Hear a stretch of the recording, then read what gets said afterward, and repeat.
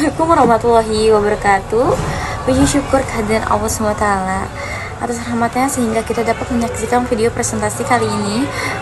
Perkenalkan, nama saya Dinda Aisyah Absyari. Pada kesempatan kali ini saya ingin menyampaikan sebuah presentasi. Semoga materi yang bermanfaat bagi kita semua, yang dibaca oleh teman saya yang bernama yaitu Sapol. Saya Ajib wa Tayyib. Saya Husen. Saya Rasul. Saya sih Yes. Saya Ucup baru sembuh. Saya Hafid. Saya lapar. Saya Hajir. Saya lupa. Saya Wilpo. Saya Upin. Dan ini adik kembar saya, Ipin. Dan saya Ahmad Mutar Mufti. Di sini saya akan menjelaskan materi pertemuan 11, yaitu materi yang berjudul pengujian hipotesis. Baik, tidak berlama-lama, langsung saja kita ke materinya. Oke, langsung saja kita materi pertama, yaitu pengertian hipotesis.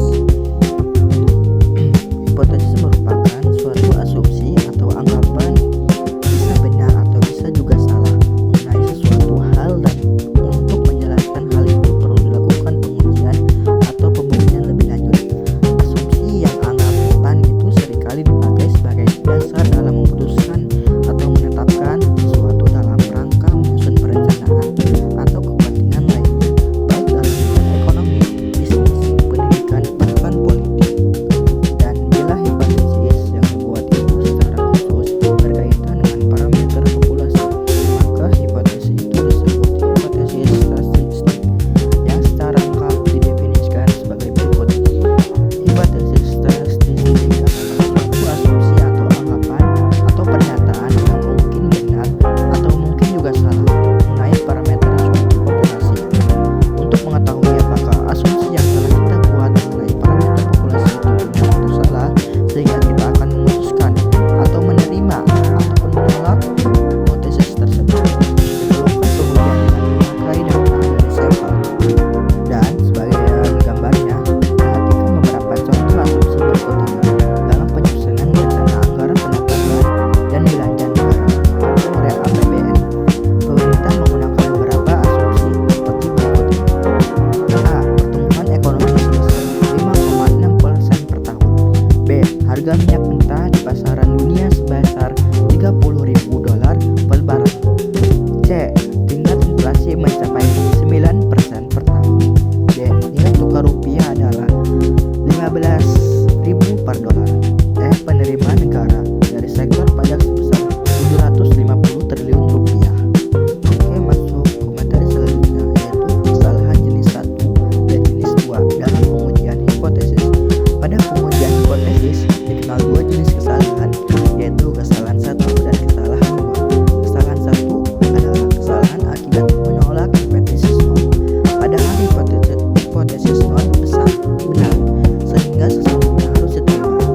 Dan kesalahan jenis kedua adalah kesalahan akibat menerima hipotesis 0, padahal hipotesis 0 adalah salah, sehingga sesungguhnya harus diterima.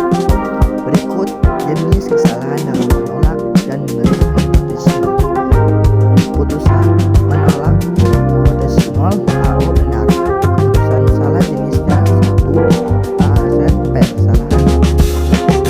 Hipotesis 0 HO salah. Putusan tepat K sama dengan 1 B. Menerima H.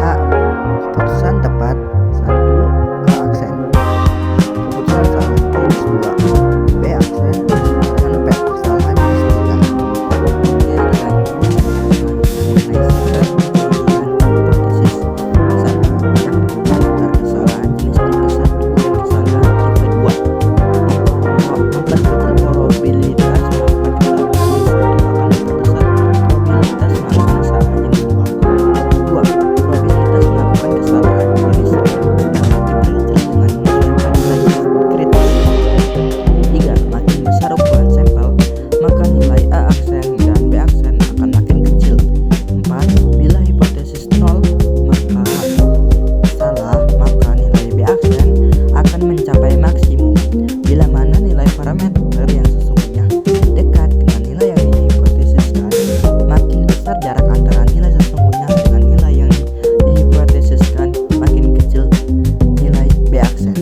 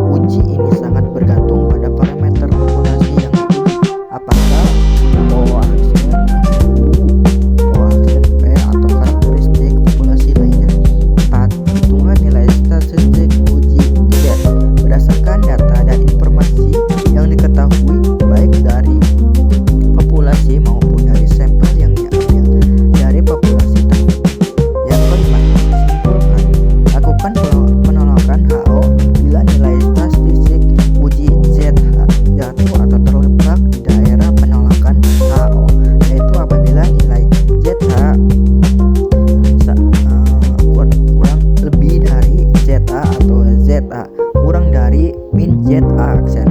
Untuk pengujian satu arah dan nilai ZH lebih dari H atau ZH kurang dari H untuk pengujian dua arah. Dan yang terakhir yaitu kita akan membahas pengujian hipotesis dengan sampel besar dan sampel kecil. Pengujian hipotesis dengan sampel besar. Pertama, pengujian parameter rata-rata U aksen populasi. Pandanglah masalah pengujian hipotesis bahwa rata-rata U suatu populasi sama dengan suatu nilai UO yang dilakukan dengan hipotesis alternatif bahwa rata-rata populasi tersebut tidak sama dengan UO, yaitu sebagai berikut. AO U sama dengan U dan 1 U aksen UO. Bila simpangan baku O aksen X dari populasi itu diketahui dan sampel yang dipakai adalah sebanyak N, maka statistik uji yang dipakai untuk menguji hipotesis rata-rata populasi tersebut adalah dengan rumus berikut. Selanjutnya, pengujian hipotesis dengan sampel kecil. 1. Pengujian parameter rata-rata U dari populasi di mana O aksen 2 pangkat 2 tidak diketahui. Uji statistik yang digunakan dalam pengujian hipotesis sampel kecil yang pertama, uji dua arah, uji satu arah, dan uji satu arah. Uji statistik yang dipakai berikut rumusnya, di mana O aksen sama dengan OX per N bila dua populasi tak terbatas. OX sama dengan OXN bila dua populasi tersebut akan tetapi karena simpangan waktu O aksen X tidak diketahui, maka nilai O aksen ditaksir dengan XS yang dihitung dari sampel.